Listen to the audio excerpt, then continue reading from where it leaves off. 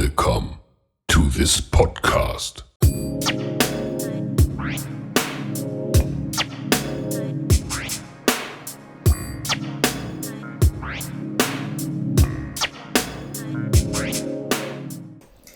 Dobar dan i dobrodošli u našu novu epizodu podcasta Glas iz Slatina daleko se čuje.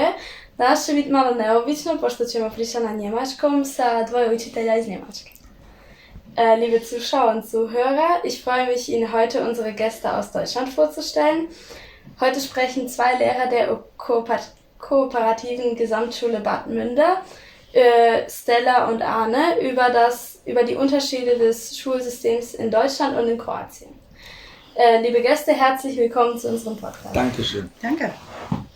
Können Sie uns bitte etwas über Ihre Schule erzählen und welche Fächer Sie beide unterrichten? Ja, unsere Schule ist eine kooperative Gesamtschule im Landkreis Hameln-Pyrmont und ich unterrichte die Fächer Deutsch und Religion eigentlich. Da ich aber viel im Hauptschulbereich bin, unterrichte ich auch Erdkunde, Geschichte, Hauswirtschaft. Ich betreue die Schulsanitäter bei uns an der Schule und bin auch Schulseelsorgerin. Schön. Genau, und ich unterrichte Englisch und Französisch, habe auch mal Geschichte unterrichtet, aber das ist schon ein bisschen her und bin im Schulleitungsteam. Schön. Genau, und zu unserer Schule, wir sind, wie es ja schon sagte, eine recht große Schule, aber haben viel auch mit Inklusion, viele inklusive Schüler, die wir gerne beschulen, haben viele Projekte, machen Erasmus mit, sind Umweltschule, sind Schule ohne Rassismus und Schule mit Courage und sind auch im hochbegabten Verbund in Hameln-Pyrmont. So. Also wir haben auch eine große Bandbreite. Schön. Und wie würden Sie Ihre Schule beschreiben? Also ich finde, unsere Schule ist schon sehr besonders. Also aus meiner Sicht heben wir uns sehr von anderen Schulen auch vielleicht bei uns im Bundesland ab, weil wir schon sehr viele Projekte haben, wie Arne gesagt hat, aber auch einen sehr besonderen Blick auf die Schüler. Also wir versuchen die Schüler ganzheitlich zu sehen und gar nicht nur immer unbedingt das, was gerade fachlich ist, sondern auch die Dinge, die den Menschen angehen. Und das ist für mich etwas Besonderes und sehr, sehr Schönes.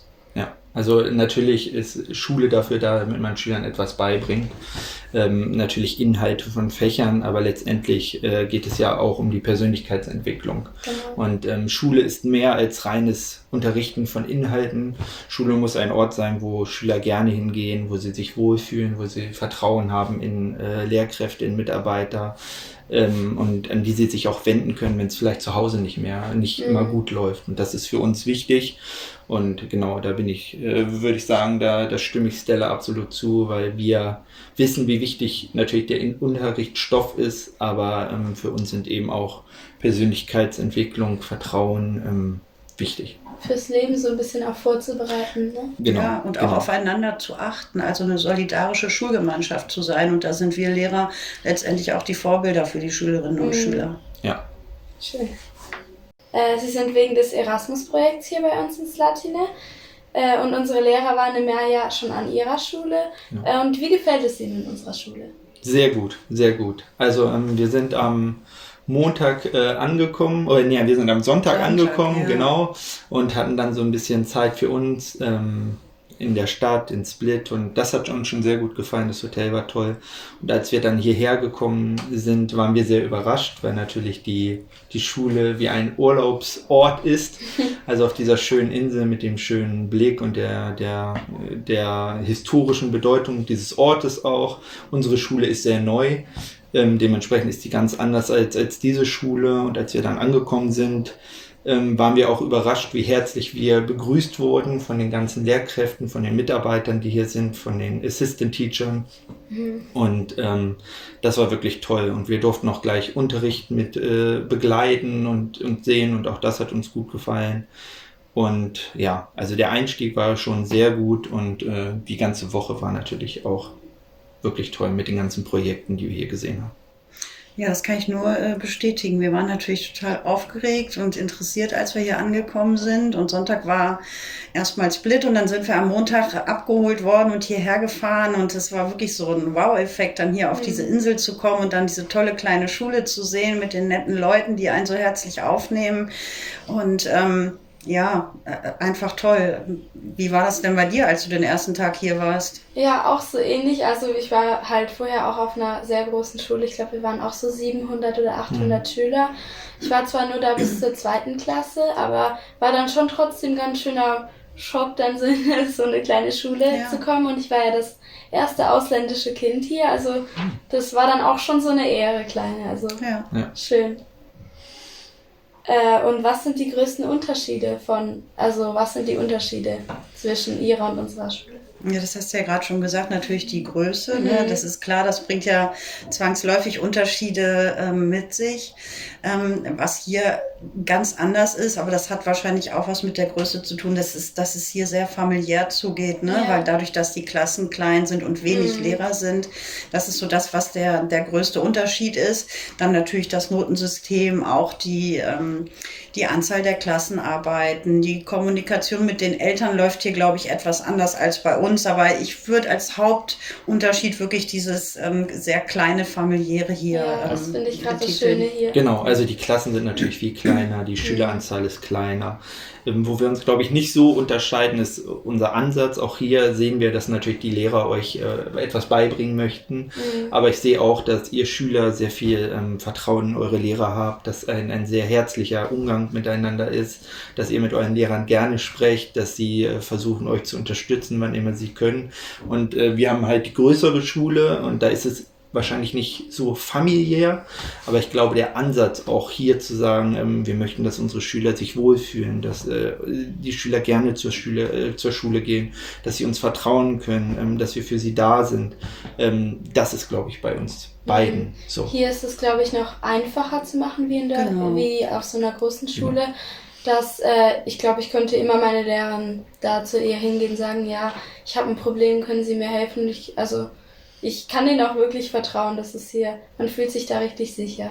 Genau. Aber das ist ja, muss man ja sagen, nicht an jeder Schule so. Und das versuchen wir natürlich zu leben, aber das merkt man hier halt auch, weil das sozusagen alle leben. Ne, eure tolle Schulleiterin, eure super Lehrer und auch die Mitarbeiter, die ja irgendwie für euch das Beste wollen. Und da geht es ja nicht nur immer um Noten, um Inhalt, sondern auch, dass es euch als Mensch gut geht.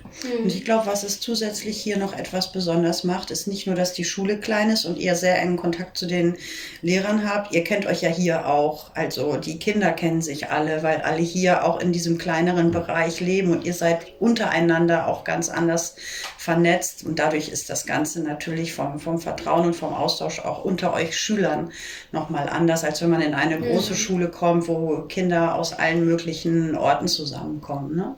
Ja, wir sind ja hier nur irgendwie 55 Schüler oder so. Genau. Also ich kenne wirklich jeden aus der Schule und das auch nicht nur so vom Sehen her, sondern auch kennen wirklich. Und das ist schön, wenn man dann mal was braucht. Klar hat man nicht so viele Freunde vielleicht wie in Deutschland, aber dann auch nur, hier habe ich irgendwie viel mehr so nähere Freunde, so bessere Freunde, würde ich sagen. Intensivere Freundschaften. Genau, das glaube ich, das kann ich mir vorstellen. Das ist nicht so flüchtig, ne? Genau. Genau.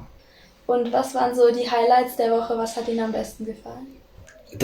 Ich finde, das ist wirklich schwer zu sagen, weil wir haben so viel gemacht. Also wir haben Unterricht uns angeguckt. Wir haben Oliven gepflückt. Wir haben dabei zugesehen, wie aus den Oliven Olivenöl wird. Wir sind mit dem Boot rausgefahren. Wir waren bei den Projekten dabei, als die Seife zum Beispiel hergestellt wurde oder gebacken und gekocht wurde. Wir waren dabei, als dieser Escape Room war, als die Bewegungsspiele waren. Das ist wirklich schwer zu sagen, weil einfach alles wirklich toll war. Also der Unterricht zu sehen war toll, weil wir da natürlich Gemeinsamkeiten finden könnten, aber auch Unterschiede, Dinge, die wir vielleicht mitnehmen können an unsere Schule. Das Olivenpflücken war einfach toll, weil es diese Gemeinschaft gezeigt hat, die ihr hier als Schule habt, die ihr als Schüler habt. Und wir haben an unserer Schule natürlich keine Olivenbäume, deswegen können wir da wenig pflücken. Und auch die Herstellung der des Olivenöls zu sehen war toll, weil auch das war mir so nicht klar, wie das eigentlich funktioniert. Das war ein Highlight. Die Bootsfahrt nach Split und dann auch diese Führung durch Split war super. Also Highlight finde ich schwierig zu sagen, weil alles irgendwie echt toll war. Viel erlebt. Absolut. Ja, das sehe ich genauso. Es war sehr, sehr viel in dem Programm, was ich vorher noch nie gesehen habe. Und deswegen hat es mich total beeindruckt. Wirklich das mit den Oliven, die Feuerübung haben wir gesehen. Aber was mich wirklich vielleicht nachdrücklich beeindrucken wird, ist einfach diese Herzlichkeit, mit der wir aufgenommen wurden und auch, dass das alles so mega toll organisiert war. Das empfinde ich schon als sehr, sehr besonders und das war einfach total schön, dass wir bei so vielen Sachen dabei sein konnten und hier so vieles für uns möglich gemacht wurde. Ja, also das stimmt. Also neben diesen Projekten, die wir natürlich gesehen haben und die auch so toll waren, auch die Feuerwehrübung, das stimmt. Das war ja nicht nur eine Feuerwehrübung, so wie es in Deutschland ist, da klingelt es und dann macht man so eine Übung, sondern ihr habt dann ja noch Spiele zugemacht, ihr kennt die Feuerwehrleute gut und das war natürlich toll. Aber neben diesen Projekten, die wir hier gesehen haben, ist wirklich, wenn man ein Highlight rausnehmen will, das stimmt, eben der herzliche Empfang, der ja von eurer Schulleiterin als sozusagen aus der Top-Position herausgeht, bis ins Kollegium rein, bis ihr als Schüler, die wir auch super nett wahrgenommen haben. Ne? Man kommt in die Schule, man wird begrüßt von euren Schülern. Wir haben heute eine Präsentation gehalten über unsere Schule und eure Schüler waren total interessiert darüber, auch was über Deutschland zu lernen. Und wenn es ein Highlight gibt, dann ist das sind es die Menschen hier.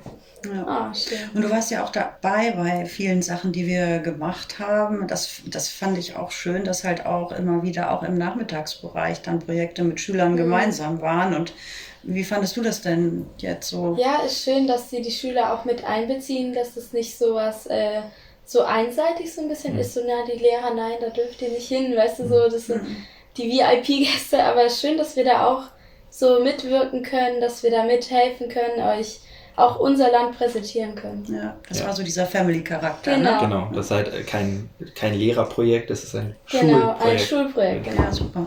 So habe ich es auch empfunden. Ja, absolut. Und würden Sie gerne nochmal nach Kroatien kommen? Ja, sehr gerne. Also bevor wir dieses Erasmus-Projekt gemacht haben, hatte ich, muss ich gestehen, mit Kroatien eigentlich gar keine Beziehung. Also klar weiß man, Kroatien ist ein Mitglied von Europa und man weiß, wo es liegt, aber mit den Menschen und mit der Kultur, mit dem Land hatte ich überhaupt keine Beziehung. Und gerade dieses Erasmus-Projekt hat schon gezeigt, wie herzlich diese Menschen sind, wie schön dieses Land ist, wie toll diese Schule ist. Und für mich wäre es eine absolute Freude, nochmal herkommen zu dürfen. Ob jetzt in dem Rahmen von Erasmus nochmal an diese Schule oder vielleicht als Tourist einfach, das muss man schauen. Vielen Dank, dass Sie Teil unseres Podcasts waren. Wir würden uns über eine weitere Zusammenarbeit sehr, sehr freuen. Sie sind beide wirklich sehr nett. Und ich denke, wir können auch sehr viel voneinander lernen. Ja, vielen Dank an dich. Du hast das wunderbar gemacht. Und wir hoffen, dass wir dich auch wiedersehen und natürlich deine tolle Schule. Ja, vielen Dank.